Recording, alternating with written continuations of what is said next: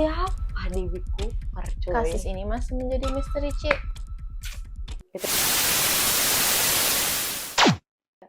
Hai Chicks, welcome to Chicks Chat. Jadi kali ini kami akan membahas kisah tentang DB Cooper. Di sini nggak ada korban jiwa, tapi yang ada misterius. Yes, sampai sekarang tidak diketahui apa sih, Betul. siapa sih orang itu nggak tahu. Siapa DB Cooper ini? Yes. Jadi, Chicks, kasus DB Cooper ini adalah kasus kriminal terbesar yang ada di Amerika Serikat, di mana pada tanggal 24 November 1971. Dan itu tuh kejadiannya sehari sebelum Thanksgiving. Jadi biasa kalau misalnya Thanksgiving ini bisa diartikan kalau di Indonesia kayak lebaran gitu-gitulah. Kumpul Jadi keluarga. jadi banyak keluarga yang dimana mereka naik pesawat untuk mengunjungi keluarga lainnya begitu. Betul. Atau mungkin mereka bisa aja kayak family tour gitu ya. Nah, di dalam pada saat peristiwa sebelum Thanksgiving ini banyak dong dari keluarga-keluarga yang masuk pesawat, yang naik pesawat, dan kejadian ini dimulai di salah satu pesawat inilah. Betul. Nah, apa kasusnya? Kita masuk. Cedeng.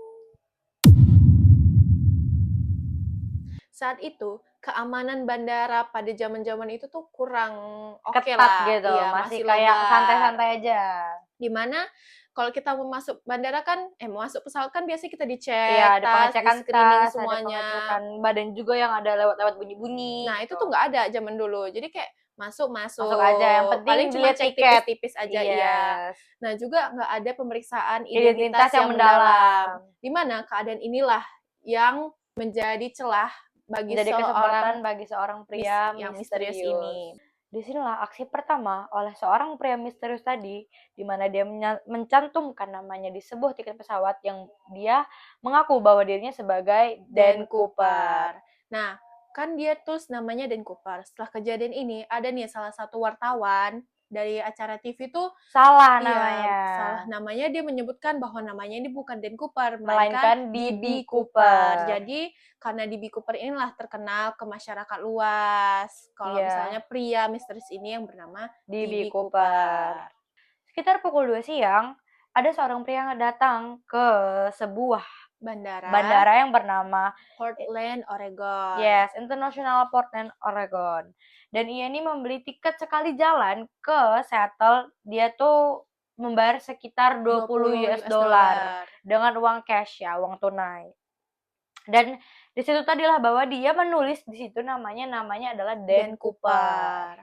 Jadi, Chicks, ciri-ciri si Cooper ini tuh adalah umurnya tuh sekitar 40 sampai 50 tahun. Tingginya sekitar 170 sampai 180 cm.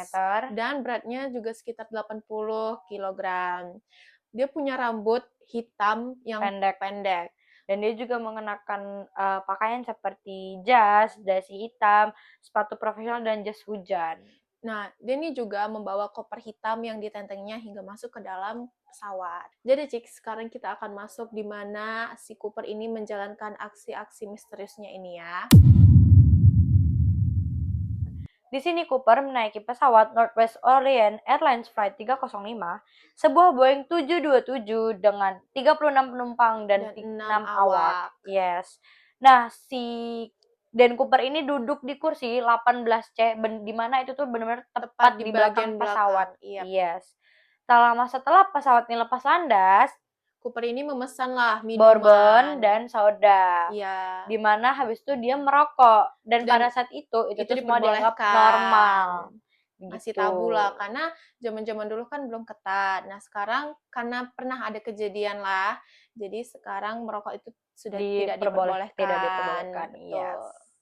Sekitar beberapa menit setelah lepas landas, si Cooper ini memanggil salah satu pramugari yang bernama Florence, di mana si Cooper ini memberikan secari kertas kepada Florence. Dia ngasih amplop. Iya, tapi si Florence ini mengira kalau si Cooper ini tuh memberikan nomor telepon, hanya ingin berkenalan kayak cowok-cowok gatal gitu. Nah, karena si Cooper ini melihat si Florence ini kayak gak baca kok, nggak dibaca suratku. Dipanggilnya lagi. Iya, disuruhnya baca. Nona, tolong baca surat saya. Waktu pas dibuka, Florence kaget karena dia di situ menuliskan, Nona, saya di sini membawa bom. Jadi tolong ikuti perintah saya. Di situ kagetlah si Florence kan, Ci. Jadi setelah si Florence ini melihat bahwa si Cooper ini membawa bom, si Florence-nya akhirnya memanggillah pramugari satu lagi yang bernama Tina. Dia berbisik kepada Tina, "Tina, kamu tolong duduk di samping Cooper karena pria ini membawa bom." Biar si Florence ini yang menyampaikan ke pilot dan kopilot. Akhirnya si Tina ini duduklah di samping Cooper. Dia diam aja mengawasi si Cooper ini. Pergi si Florence, dia ngomong, "Pak, gini, ada yang membawa bom, ada yang membajak pesawat kita." Jadi setelah si Florence ini balik dari pilot tadi, dia mendatangi lagi si Cooper. Cooper ngomong lagi, "Saya ingin meminta 3 tebusan. Yang pertama, dia meminta uang sejumlah 200.000 US dollar. Lalu yang kedua, dia meminta 4 parasut. Dan yang terakhir, dia tuh meminta ini, bahan bakar untuk pesawat." Terus akhirnya diteleponlah ke pihak bandara kan, kalau ada yang gini-gini, datanglah si FBI dan polisi-polisi ini. Datang, akhirnya mereka membawalah tebusan yang diminta oleh si Cooper. Nyampe lah di settle. Si Cooper ini menerima uang tadi sejumlah 200.000 200.000 USD. US dollar dan 4 parasut. Dibawalah masuk kan. Setelah si Cooper ini menerima tebusan yang dia inginkan, dia tuh sebagai gantinya mengeluarkanlah semua penumpang serta beberapa kru. Iya. Nah, di pesawat ini hanya tersisa sekarang Pilot, tiga kru ya, pilot, co-pilot, sama pramugari. satu pramugari yang tadi namanya Florence. Iya. Jadi dalam pesawat yang gede itu hanya tersisa 4 orang ya. Ya, termasuk si Cooper. Ya, Cooper. Nah, di dalam ini si Cooper ini memintalah ke pilot bahwa aku pergi terbang ke Meksiko. Pilot ngomong, nggak bisa, pesawat kita nggak cukup. Nih bahan bakarnya. Tapi si Cooper nih kayak bandar. keras sekali, dia ngomong cukup, bawa kayak gitu. Nah, akhirnya karena takut diledakkan bom ini, mau nggak mau nu manut nih si pilotnya. Berangkatlah mereka kan, berangkat. Waktu pas di perjalanan si Florence ini itu menemani Cooper. Setelah beberapa menit mereka terbang, kan si Florence ini menemani Cooper di tempat penumpang kan. Nah, si Cooper ini bilanglah ke si Florence, kok masuk sana ke tempat pilot tadi. Jadi dia disuruh masuk ke sama pilot tadi. Betul. Di ruang utama, di ruang pilot ya. Disuruh kunci pintu. Akhirnya masuklah Franz ini, dikuncinya pintu. Waktu pas di dalam pesawat ini awalnya aman-aman aja. Tapi tiba-tiba pesawatnya ini kehilangan kendali. Kayak ada tekanan yang angin yang kuat gitu. Iya. Nah, waktu pas dibuka sama si Florence ini, pintu pilot tadi, ternyata pemandangannya pintu di belakang pesawat itu udah kebuka. Jadi mereka mendaratlah ke bandara terdekat di situ kan. Mendarat, polisi-polisi itu udah menunggu di bandara itu. Waktu pas dicek ke dalam pesawat, si Cooper ini udah menghilang. Dan yang tersisa di pesawat itu hanyalah dasi hitam si Cooper dan 2 parasut tadi. Iya, juga ada 1 puntung rokok yang telah di Cooper itu tertinggal di situ. Jadi itu langsung diamankan sama polisi kan. Waktu pas dicek, ternyata si Cooper ini benar-benar udah ngelompat dengan parasut tadi yang dia minta tadi. Iya. Dan sejumlah uang 200 US dollar tadi. Jadi karena kasus ini, FBI tuh mulailah mencari dan mereka akhirnya membentuk sebuah tim yang bernama NORJAK, Northwest Hijacking. Nah, penyelidikan ini tuh berlangsung sekitar 45 tahun, Ci. Nah, setelah si Cooper ini minta request tadi untuk ke orang-orang pramugari serta pilot tadi buat ngasih dia uang sebesar 200.000 USD. Nah, itu tuh dari pihak FBI kan udah tahu tuh, udah dikasih tahu kan sama orang-orang pilotnya kalau ada teroris di sini. Dari pihak FBI itu udah bilang ke mereka, udah kan kasih aja uang ke dia, tapi kan susun berurutan dengan nomor seri. Nah, berurutan lah tuh uang-uang yang diberikan ini. Yang berurutan tuh serinya ya. Serinya tuh ditulis, dicatat semuanya, akhirnya diberikan ke Cooper. Kenapa dibuat seperti ini? Supaya kalau si Cooper ini pun one day menggunakan dan uang kan dia bawa kabur menggunakan uang ini, transaksi itu bisa tuh ke-tracking sama FBI. Iya, jadi kalau misalnya dia mentransaksi itu tahu di mana ditransaksi dan kapan ditransaksi, jadi mereka bisa secepatnya untuk menemukan si Cooper ini. Tapi ternyata si Cooper ini nggak pernah menggunakan uangnya selama 45 tahun tadi. Bener-bener dicari gitu kan, sampai diadakan sayembara. Tapi Yes. tetap gak ada yang menemukan uang yang dijadikan Tebusan sebagai si Cooper tebusan. ini Iya. tadi.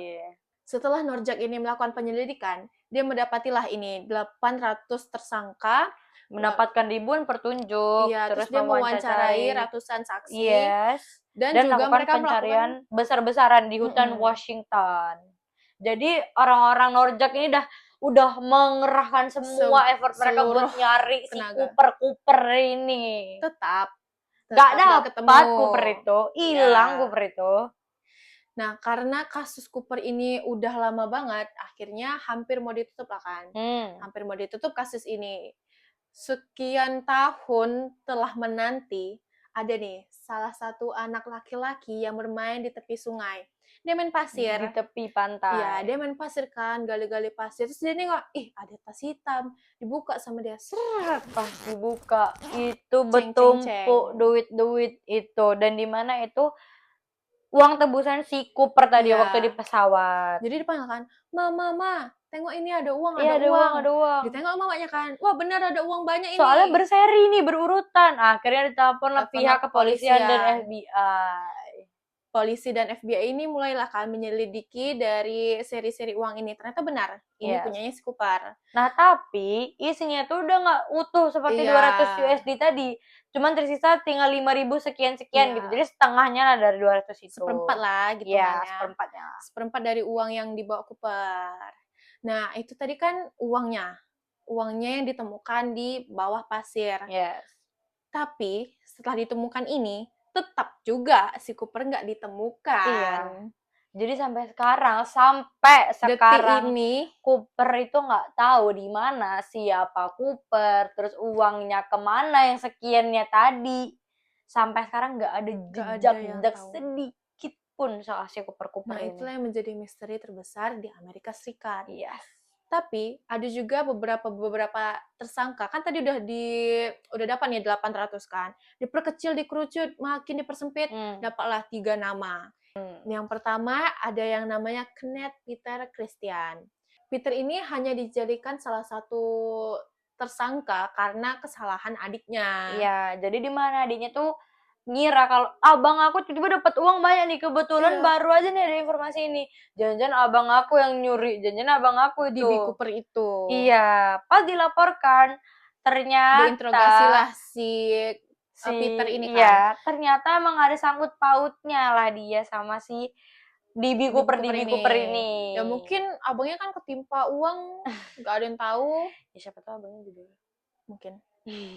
Next, yang kedua ada yang namanya Robert Rothschild, di mana Robert ini adalah salah satu dari militernya Amerika Serikat. Yes, jadi si Robert ini pernah punya pendidikan militer gitu, dan bahkan dia juga pernah mempunyai catatan bahwa dia tuh bawa helikopter. Dia tuh juga pernah terjun payung. Iya, jadi dikira lah kok dia ini kayaknya kemungkinan besar dia tuh bisa dibilang DB Cooper. Kenapa? Karena dia tuh terjun payung kan dan lain-lain gitu. Nah, kenapa dia bisa dijadikan salah satu tersangka? Karena mulutnya sih sebenarnya. Iya. Dia ngomong, dia bercanda kan, aku sebenarnya DB Cooper, aku bisa gini. Tapi pas dia selidiki, takut dia, Wak. Iya. Si Robert ini bener-bener kayak, lo enggak. Dia kayak, maaf, aku cuma jokes.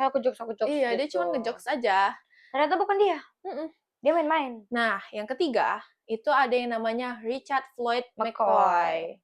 Di mana si Richard ini tuh beda lah dari dua tersangka ini lebih asik banget. Nah, dia itu beda dari dua yang lain, tapi dia sangat mirip sama Cooper. Jadi siapa tadi si Richard ini ternyata memiliki histori yang sama seperti Cooper, di mana sebelumnya itu dia ternyata pernah membajak pesawat juga. Cuman itu tuh sama cara taktiknya dengan si Cooper ini. Dia meminta uang tebusan sekitar 500 US, terus dia meminta 4 parasut. Dan dia terjun juga. Jadi si Richard ini benar-benar kayak jangan nih lau nih memang DB Cooper nih. Tapi ternyata pas si Richard Richard ini ini. melakukan penjahatannya ini, tapi dia ini ketemu. Setelah 2 hari pencarian. Iya. Terus pas kejadian di mana di Ibu Cooper ini melakukan aksinya tadi, ternyata si Richard ini lagi di bersama- Las Vegas iya, di sama keluarga, keluarganya. lagi ada acara keluarga. Iya, jadi itu benar kayak nggak mungkin kan dia bagi 2 badannya, rohnya gitu. Jadi Jadi bukan si Richard ini. Nah, kan tiga-tiga ini nggak ada yang benar-benar spesifik dia nih DB Cooper. Iya. Nggak ada. Terus siapa DB Cooper, cuy? Kasus ini masih menjadi misteri, Ci. Itu dia. Kayaknya apa kita bantu cari ya? Mungkin pasti kita semua bertanya-tanya kan, kenapa sih kasusnya si DB Cooper ini susah banget dipecahkan? Di sini adalah beberapa faktor yang bakal aku sebutin ke kalian. Yang pertama tuh tidak adanya kamera CCTV di bandara pada saat itu. Karena memang zaman-zaman dulu banget. Iya, jadi belum modern banget seperti sekarang. Iya. Dan yang kedua itu sistem keamanannya belum ketat gitu. Yang tadi lah yang kita sebutin. Kalau misalnya di sana tuh masih longgar. Iya, masih santai gitu. Iya. Yang ketiga tuh ada barang bukti penting di mana tadi pas si Cooper ini lompat kan masih tersisa 2 parasut. Di situ juga ada sisa puntung rokok di mana pasti itu Cooper yang menghisapnya sebelum dia loncat, ya. Tapi setelah si puntung rokok ini diambil sampelnya. Iya. Beberapa tahun kemudian mulai dicek ini kan si puntung rokok ini.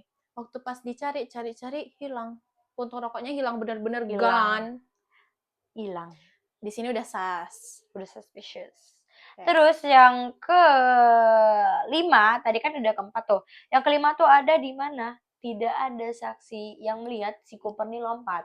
Kenapa? Karena tadi kan tiga-tiganya di dalam cockpilot kan. Disuruh masuk. Iya, jadi kayak nggak ada nih ngeliat si Cooper nih lompat gitu. Dan yang terakhir itu badan pencarian tuh sangat luas. Karena tadi udahlah dia minta ke bagian Meksiko, terus out of nowhere dia tiba-tiba lompat gitu aja. Begitu. Jadi kita di sini nggak ada yang tahu, bahkan pihak FBI Amerika Serikat juga nggak ada yang tahu dia lompat ke arah mana. Iya, karena dia benar-benar lompat, terus habisnya di bawahnya tuh bukan kayak jalanan, bukan apa, itu tuh hutan, full hutan lebat gitu. Dan nggak ketemu juga tuh parasut yang digunakan waktu pas dia ngelompat. Iya, dia kayak mainnya antara mainnya rapi kali, atau ada pihak yang membantu. Seperti itu, teman-teman. Oke. Kalau gitu kita akan move ke dampak kasus si Cooper ini. Karena kasus DB Cooper ini mengubahlah dunia penerbangan Amerika Serikat, di mana keamanan itu mulai diperketat, dipasangilah sensor-sensor logam yang untuk mencegah tadi benda-benda yang dilarang. Lalu Boeing 727 ini dipasangi perangkat khusus bernama Cooper Face. Iya. Di mana itu tuh digunakan untuk mencegah tangga belakang dibuka saat pesawat penerbangan. Betul. Nah, jadi itu barulah kisah dimulai panjang lah soal si Cooper ini ya, Ci. Dan sampai sekarang benar-benar dia nggak ketemu jejaknya sedikit pun sama pihak Amerika Serikat. Ya kalian tahu lah kan pasti FBI Amerika Serikat sehebat apa dalam film-film itu. Seperti itulah mereka juga di real life-nya ya, baby. Nah, seperti itu kira-kira cerita si DB Cooper ini. Nah, sekianlah kasus DB Cooper yang misterius ini. Jadi, mungkin Cici mau mengirimkan cerita-cerita lagi, boleh kirim di komentar, atau mau cerita-cerita yang gong dari Cici itu semua, kirimnya ke link email yang ada di description box. Nanti kami buat ya. So, sekian cerita kami hari ini. Terima kasih Cik-Cik. Jangan lupa like, comment, share, dan subscribe. Bye Cik-Cik. Terima kasih.